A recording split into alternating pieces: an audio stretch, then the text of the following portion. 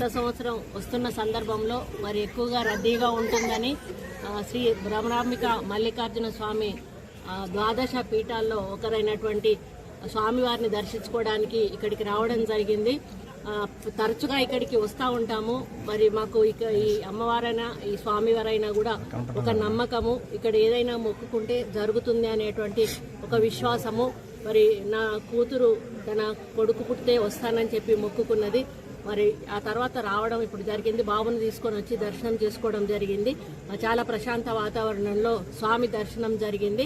మరి స్వామివారి దయ వలన మరి ప్రశాంతమైన వాతావరణంలో ఆంధ్ర తెలంగాణ రాష్ట్రాలు రెండూ కూడా సుభిక్షంగా ఉండాలని, రైతులు కూడా సంతోషంగా ఉండాలని, మంచి పంటలు పండాలని, మంచి ప్రభుత్వాన్ని బలాన్ని, స్థైర్యాన్ని, ధైర్యాన్ని, మరి ఆర్థిక బలాన్ని కూడా ఇచ్చి ముందుకు నడిపించాలని స్వామివారిని వేడుకుంటా ఉన్నాను.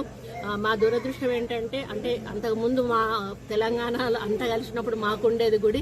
మేము శ్రీశైలం గుడిని విడిపోవడం వలన కోల్పోయినా కూడా మాకు ఈ భక్తి అయితే మాకు ఎప్పుడు కూడా ఉంటుంది. కాకపోతే మాకు కొంత ఇబ్బందికరమైన వాతావరణం ఎక్కడుందంటే తిరుమల తిరుపతి దేవస్థానం నుండి మా తెలంగాణ నుంచి వచ్చేటువంటి భక్తులు కొంత గత గవర్నమెంట్ నుంచి నిర్లక్ష్యానికి గురికి కాబడతా ఉన్నారు. ఆ విషయంలో మేము ఇప్పుడు ప్రస్తుత గవర్నమెంట్తో మంతనాలు జరుపుతూ ఉన్నాము.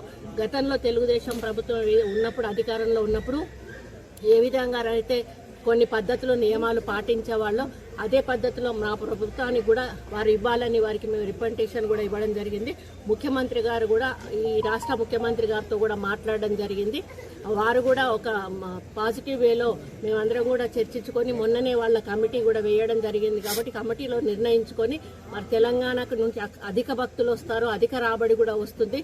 మరి గతంలో మాకు అక్కడి నుంచి కళ్యాణ మండపాలు కానీ, గుళ్ళ డెవలప్మెంట్ల కోసం కానీ, కాలనీ గుళ్ళ కోసం కానీ మాకు చాలా నిధులు వచ్చేవి.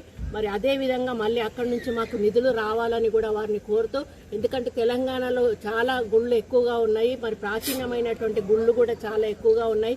కళ్యాణ మండపాలు గ్రామాన కూడా అడుగుతూ ఉన్నారు.